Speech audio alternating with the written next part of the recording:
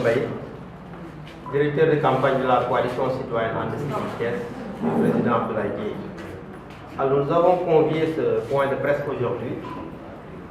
pour un peu éclairer l'opinion par rapport au développement issu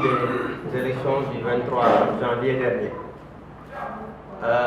Aujourd'hui même, le sous-préfet de l'arrondissement Sud a installé le maire élu provisoirement, Ousmane Diagne, au niveau de la commune de Thiès-Est. Alors nous, au niveau de la coalition citoyenne anti-Thiès, vous savez très bien que nous avions déjà introduit un recours auprès de la Cour d'appel de Thiès pour l'annulation de certains bureaux de vote, dont le centre Kabassal, où on avait constaté des irrégularités manifestes qui ont vraiment influencé le vote. Et effectivement, ça a été vraiment des dérives au niveau de ces centres de vote. Alors, le recours étant introduit, nous pensons avec nos avocats que le droit est avec nous, puisque normalement le recours doit être suspensif. Malheureusement, l'administration a installé un maire provisoirement, mais cette même administration devra désinstaller le maire parce que le droit sera dit par la Cour d'appel. Et une fois que le droit sera dit, le maire sera désinstallé et réinstallé à nouveau, puisque le vainqueur au niveau de la commune de Thiès-Est, tout le monde le sait, les populations le savent, c'est bien Abdoulaye Dièye. Et nous allons continuer ce combat-là. C'est un combat de principe, c'est un combat de droit. Ce n'est pas un combat de personne. Nous pensons que les électeurs de la commune de Thiès-Est ont largement voté pour notre candidat, le président Abdoulaye Dièye. Il n'est pas question que quelqu'un d'autre soit à la tête de la mairie. Donc nous faisons confiance à la justice. Nos avocats ont introduit hier une autre requête auprès de la Cour d'appel de Thiès pour demander la suspension des installations. Ça a été déposé hier et la Cour d'appel a un délai de 1 mois pour statuer. L'administration aurait pu attendre le jugement de la Cour d'appel, mais ce n'est pas le cas. Et nous pensons que le maire installé n'est pas un maire légitime, parce que mal élu, puisqu'il y a eu des triches au niveau de la commune de Thiès-Est. Alors, compte tenu de toutes ces raisons, notre combat continue. Nous pensons que Thiès-Est n'a pas encore de maire. C'est pourquoi les conseillers élus sur la liste de la coalition citoyenne anti-Thiès ne se sont pas présentés au niveau de la mairie de Thiès-Est aujourd'hui pour assister à l'installation. Parce que nous ne pouvons pas contester la légitimité d'un maire et être présent pendant qu'il est installé. Ça, ce n'est pas cohérent. Donc nos conseillers qui sont là avec nous, puisque nous avons 9 conseillers élus provisoirement sur la liste de la coalition citoyenne anti-Thiès au niveau de Thiès-Est, également 6 conseillers au niveau de la ville. Donc, à l'unanimité, avec les conseils, nous avons discuté et nous avons décidé de ne pas assister aussi bien au niveau de l'installation de la commune de Thiès-Est et que pour la ville aussi, c'est valable aussi pour la ville pour demain, puisque le maire de la ville sera installé demain, mais la coalition garde la même attitude, puisque une fois que le droit est dit et que la Cour d'appel nous donne raison, non seulement la mairie de Thiès-Est devra être réinstallée, mais la mairie de ville aussi devra être réinstallée. Parce que les 16 conseillers qui représentent la commune au niveau de la ville devront changer. Une fois que ces conseillers ont changé, la ville il y aura des conséquences au niveau de la ville. Donc l'administration, pour ne pas créer de problème, aurait dû attendre vraiment l'issue du recours qui est déposé au niveau de la Cour d'appel de Thiès, mais malheureusement, ce n'est pas le cas. Donc notre position de principe aujourd'hui, c'est de ne pas assister à ces 2 installations. Parce que nous pensons qu'au niveau de la ville, il n'y a pas encore de maire, au niveau de la commune de Thiès, il n'y a pas encore de maire. C'est ça la vérité. Puisque vous vous souvenez bien qu'au niveau de Podor, il y a eu ce même problème. Racine Sy avait été installé et Aïssata Tall Sall avait introduit un recours auprès de la Cour d'appel. Une fois que la Cour d'appel lui avait donné raison, le maire Racine Sy a été désinstallé et Aïssata Tall Sall a été réinstallé. Donc ça a été le cas. Donc c'est une jurisprudence qui est toujours valable à notre niveau, puisque au niveau de Thiès, le vote a été prorogé au niveau de Kabassal jusqu'à 23h. Et le code est clair. Il n'y a pas eu un arrêté sous-préfectoral pour proroger le vote. Un arrêté, il est signé, publié, numéroté et affiché devant le bureau. Et ça n'a pas été le cas. Et personne ne pourra prouver le contraire. Et quand le droit sera dit, les juges sauront qu'au niveau de Kabassal, le code a été violé, le vote a été influencé, il y a eu des bourrages, il y a eu n'importe quoi là-bas, ils vont devoir annuler le vote au niveau de Kabassal. Et une fois que le vote est annulé au niveau de Kabassal, la coalition citoyenne sera premier, Benno sera deuxième, Yewwi sera troisième. Et les conseillers qui représenteront la commune de Thiès devront changer au niveau de la ville. Et là aussi, l'autorité sera obligée de désinstaller le maire et réinstaller un nouveau conseil municipal au niveau de la ville. Voilà la situation que nous vivons. Donc, tout à l'heure, je vais donner la parole au conseil. Et dama koy tënk ci wolof rek ñu wax ne tey presse bi fii ci coalition citoyenne And Siggil Thiès mi nga xam ne président Abdoulaye Dièye moo ko jiite pour que ñu waxtaan ak nit ñi ci li xew parce que li xew tey mooy installé nañu maire bu commune bu Thiès Est bi ñuy fal provisoirement muy Ousmane Diagne ñun nag coalition citoyenne And Siggil Thiès suñuy conseil demuñu ci parce que dañu jàpp ne mënuñu def recours ci cour d'appel di xaar administration bi waroon na xaar mais xaaruñu ñun nag yilifuñu administration moomu ñu lekk ñun lu ñu gëm rek mooy ay citoyen lañu droit la ñu gëm république bi lañ fi nekkal jàpp nañu ne bu cour d'appel bi àttee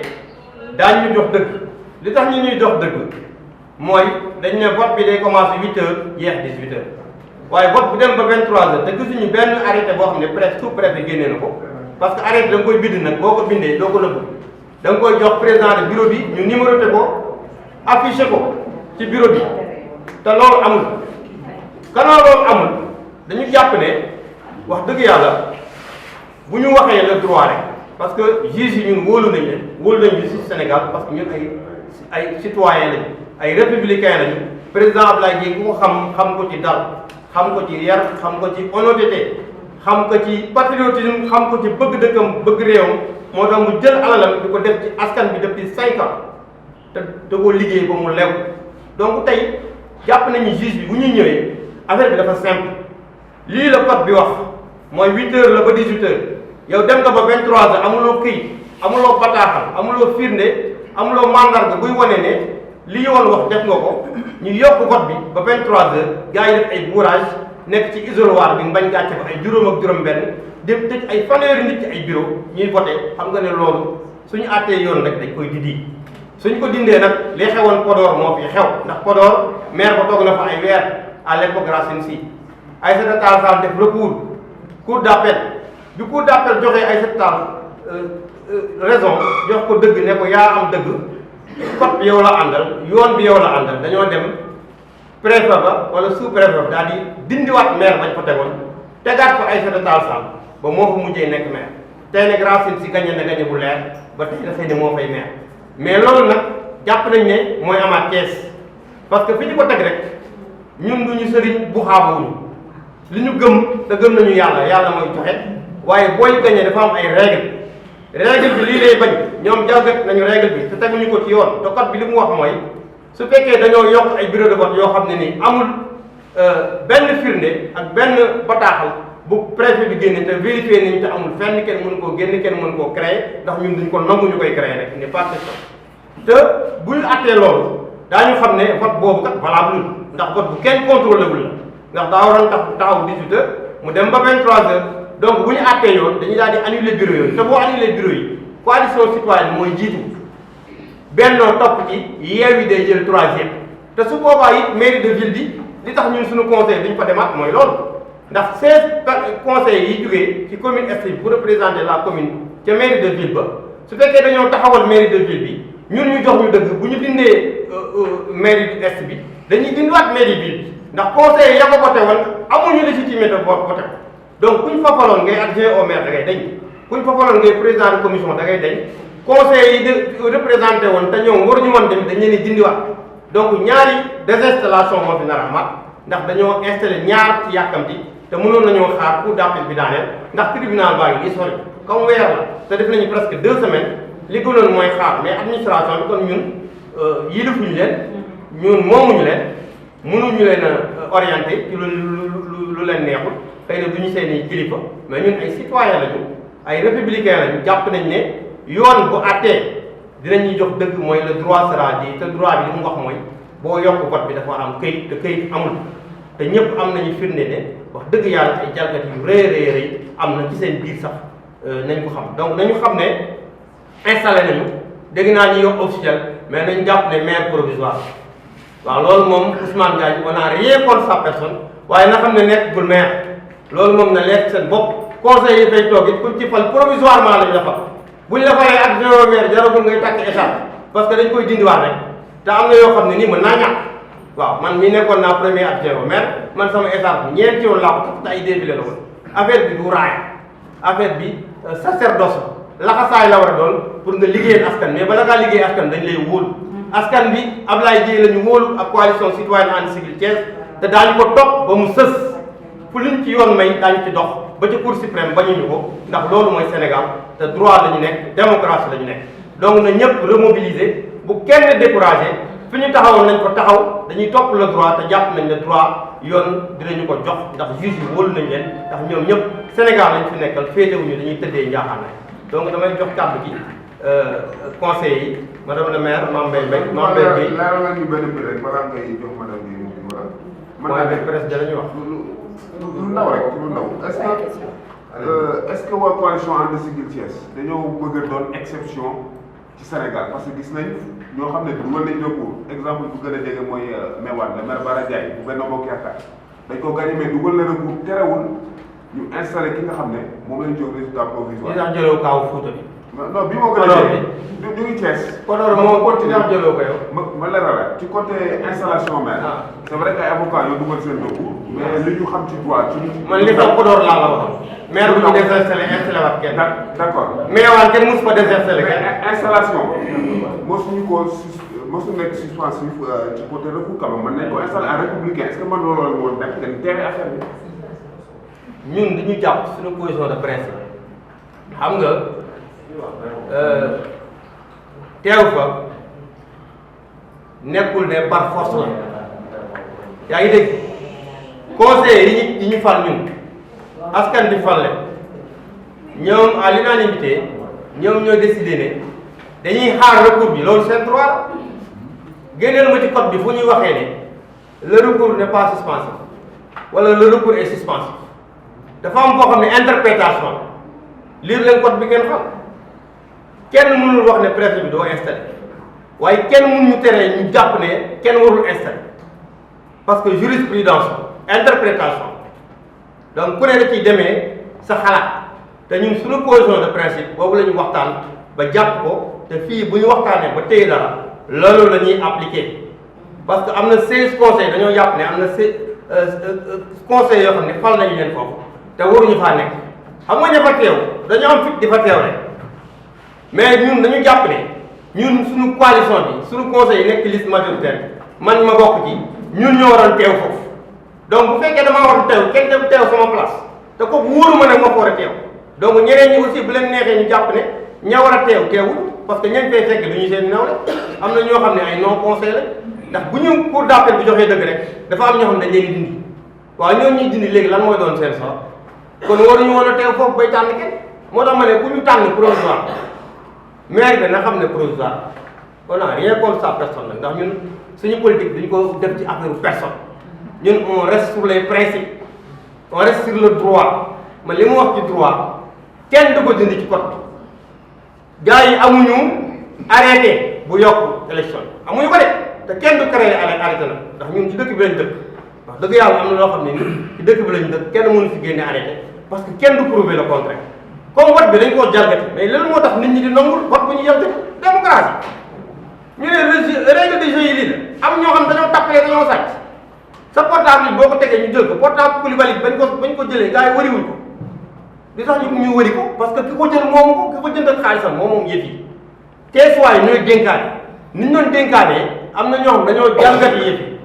pendant que ñenn ñi ngi gën di jubilé d'autres en ont profité dugal ay nit ci école bi 23h ñuy voté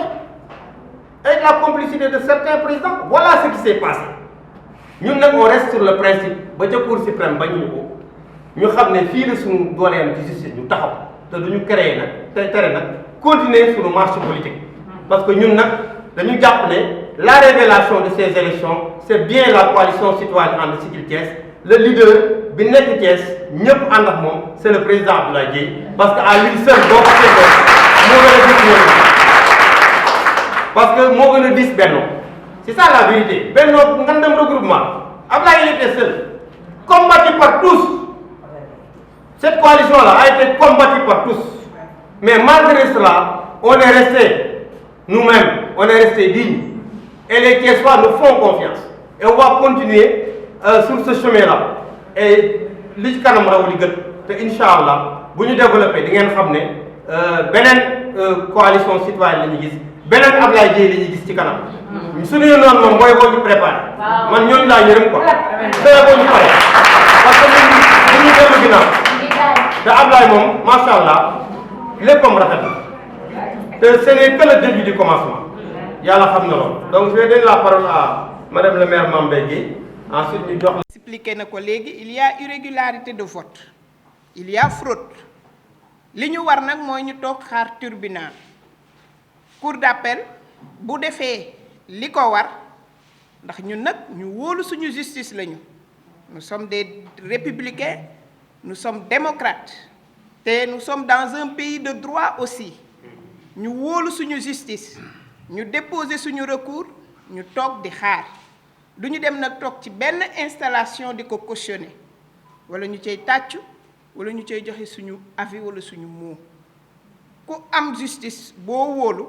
ba nga dénk ko li nga ko war a dénk da ngay xaar mu àggale ko ñun nag lenn rek a ñu jaaxal ci Thiès muy administration bi xamuñu lu tax muy yàkkamti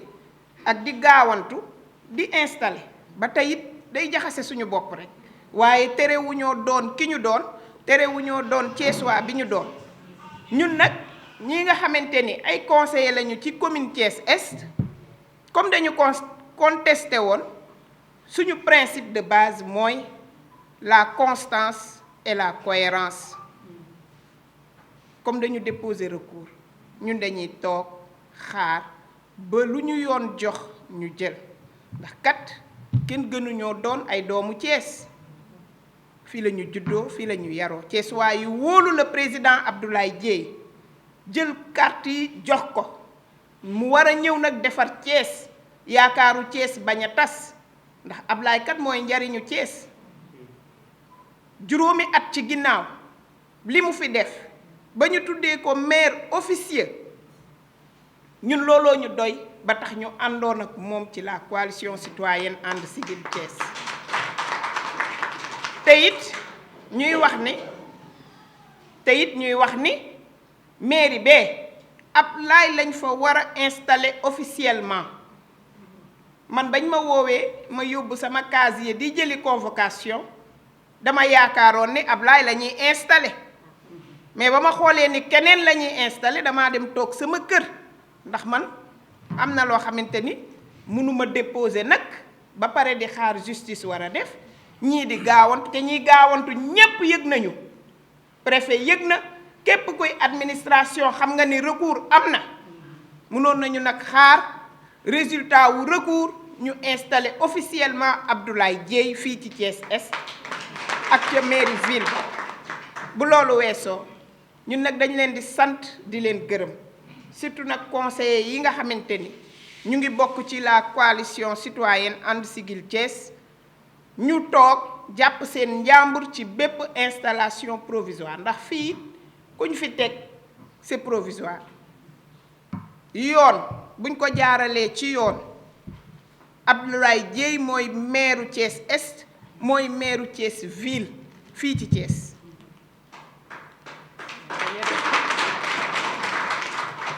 jarul yàkkamti jarul xuloo jarul xeex jarul coow lu bëri jarul personnaliser aussi débat bi am nañu justice bu ñu wóolu te dinañ def li ci war yaakaar naa ni tey kàddu yi du gudd ndax lii l'essentiel le monsieur le maire Ahmed expliqué na ko ñun ñi wax nañ ne demuñu fa te wax nañu li tax demuñu fa après ñu bàyyi suñu frère monsieur le maire monsieur Thiam moom aussi mu jël kàddu mu wax en tant que conseiller ñu ngi leen di sant di leen gërëm encore une fois merci. asalaamaaleykum mbokk yi ñu ngi nuyu ku nekk turam ak santam ci Modou Thiam conseiller au niveau de la commune Thiès Est ginnaaw bu ñu leen nuyu jaajëfal leen ci ndaje bi sama prédécesseur yaakaar naa ñëw nañ amplement ci détails yi ñu xamal leen tey alxames bii ñu nekk l'autorité administrative en l'occurrence le préfet dafa ñu convoqué woon pour ñu assister à l'installation du maire ñu tuddee ko faux maire ñun ñu daj jàpp ni ñun les élus de la coalition citoyenne Andi Siggil Thiès bu président Abdoulaye Dièye unanimement ñu ne duñu tontu ji duñu wuy ji ci convocation boobu et li waral ñu duñ ci wuy ji lu simple la mais lu cohérent la également parce que mun loo bëgg lenn ba pare bëgg safaan ba on ne peut pas vouloir une chose et son contraire kenn umpulewul ni bi ñu jógee ci élection yi ñu seetlu ci ay irrégularité maanaam doxalin bu yellul ci yenn centre de vote yu mel ni Kabassal Diamaguène ak ñaari Parcelles Assainies yu mel ni doxalin yu sellul yu mel ni jéggi waxtu wa ñu waroon dakkal vote bi doxalin yu mel ni bourrage des urnes doxalin yu sellul yu mel ni également ay surcharge ci yenn isoloir yi ba nga xam li ñu tuddee sincérité du vote amatu fa bi loolu amee bi élection yi jàllee ñun bi ñuy toogee suñu carte générale di recenser les résultats ñu jiitu woon ñëpp de 417 voix ba génn sax dem di jubilé ji moment boobu ndekete am na ñu ne ca suuf di continuer vote bi ci anam yu teguwul ci yoon ba bii suñu jotee résultats yooyu bi ñu ñëwee ñu xam ni nag ñoom ndekete continuer woon nañu vote ba yenn heure yoo xam ni jéggi na dayoo loolu moo indi problème yi ñu ne comme dëkk bi am na yoon te suñuy ndaw fippu woon bëgg a taal ay pëna bëgg a yëngal dëkk bi bëgg a def naka sudul na comme yàlla daf ñu baaxee kilifa gu dal kilifa gu teey kilifa gu apaisé ñu sermoné xale yi delloo si leen dëkk bi am na yoon jarul taal pëna jarul lakk mairie jarul def dara toog leen ñu régler ko fa yoon fa ma xam ne doona benn lii moo waral ñu dépose lu ñu tuddee recours te loolu constitution bi moo ko permettre ci recours ba ñu jël huissier ñu jël suñuy mandataire jël mandataire beneen coalition ba ñu joxe seen version des faits wax la fa am ni yokku nañu waxtu voté bi te gisuñu arrêté affiché wuñu arrêté te constitution bi ni tant que dañu bëgg a yokku waxtu vote bi dañoo war a am arrêté pare am arrêté doyul sax mais na nga ko affiché ci buntu ba bu ko defee ku ñëw xam ne arrêté bi vote prolongé vote bi mi ngi ni ñu affiché ko en bonne et due forme comme am nañu yooyu ak yeneen yi ci nekk ci détails yi ci biir ñu ne nag dañuy saisir la justice bu ñu saisir justice ñu toog di xaar jàpp ni parce que dafa am loo xamante ni xel moo koy eggale ñun jàpp nañ ni bu fekkente ni am jongante am na ñu ànd ñi war a àtte dañu war a àtte ba pare doo ko installé moo tax biñ ñu convoqué ñun ñu ne duñ ca dem ndax day contradictoire nag ñàkk caa dem boobu moo waral ñu woo presse bi pour leeral ñi nga xam dañ ñoo wóolu ba dénk ñu seen baat def ñu ay conseil ndax boo fa demul te leeruloo day mel ni ñàkk worma wala ñàkk yëg wala ñàkk respect loolu mooy raison bi tax ñu convoqué conférence de presse bi li tax demuñu fa recours bi la ñuy xaar dañ koy topp jusqu'au bout am nañu nag c'est pas suspensif kenn waxuñ ko fenn ci code bi vide juridique la interprétation la préfet def na li mu war a def ñun def nañ li ñu war a def parce que Ahmed détaillé na ko sànq bu fekkente ni da nga installé ba nommé ay adjoint au maire recours bi ñëw te ña nga nommé adjoint au maire amaana xëy na bu recours bi ñëwee dootu leen favorable bañ nekk fa conseil ba nekk adjoint au maire foofu problème lay doon daa fekk ni Sénégal nag nous ne sommes pas très bien préparés ci ay bataille juridique ba bu jigee koy def sax dañ naan dañ la ci découragé waaye ñun tey lañ gën a am la ferme conviction que le vrai maire l'original maire est tout prêt, il est là, il est beau et il s'appelle Abdoulaye Dièye te am nañ yàqin ni à l'issue de ce recours danañ dem désinstaller waat le faux maire installer le vrai maire avec ses vrais projets et ses réels et ses originaux conseillers ñu defal la ville de Thiès et la commune de Thiès Est loolu lañ doon indi ci cadre de sant ñëpp di gërëm jërë ngeen